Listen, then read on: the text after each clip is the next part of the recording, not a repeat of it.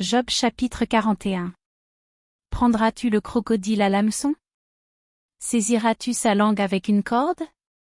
Mettras-tu un jonc dans ses narines? Lui perceras-tu la mâchoire avec un crochet? Te pressera-t-il de supplication? Te parlera-t-il d'une voix douce? Fera-t-il une alliance avec toi, pour devenir à toujours ton esclave? Joueras-tu avec lui comme avec un oiseau? L'attacheras-tu pour amuser tes jeunes filles? Les pêcheurs en trafiquent-ils? Le partagent-ils entre les marchands? Couvriras-tu sa peau de dard, et sa tête de harpon?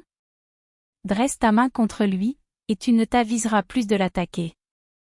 Voici, on est trompé dans son attente, à son seul aspect n'est-on pas terrassé? Nul n'est assez hardi pour l'exciter, qui donc me résisterait en face? De qui suis-je le débiteur? Je le paierai. Sous le ciel tout m'appartient. Je veux encore parler de ses membres, et de sa force, et de la beauté de sa structure. Qui soulèvera son vêtement? Qui pénétrera entre ses mâchoires? Qui ouvrira les portes de sa gueule? Autour de ses dents habite la terreur. Ses magnifiques et puissants boucliers sont unis ensemble comme par un sceau. Ils se serrent l'un contre l'autre, et l'air ne passerait pas entre eux. Ce sont des frères qui s'embrassent, se saisissent, demeurent inséparables.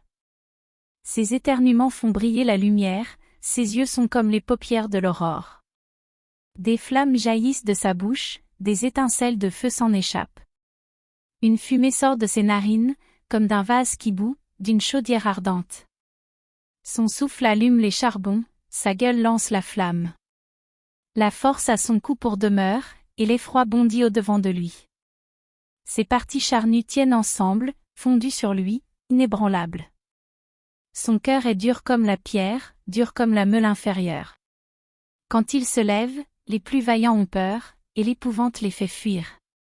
C'est en vain qu'on l'attaque avec l'épée, la lance, le javelot, la cuirasse, ne servent à rien. Il regarde le fer comme de la paille, l'airain comme du bois pourri. La flèche ne le met pas en fuite, les pierres de la fronde sont pour lui du chaume.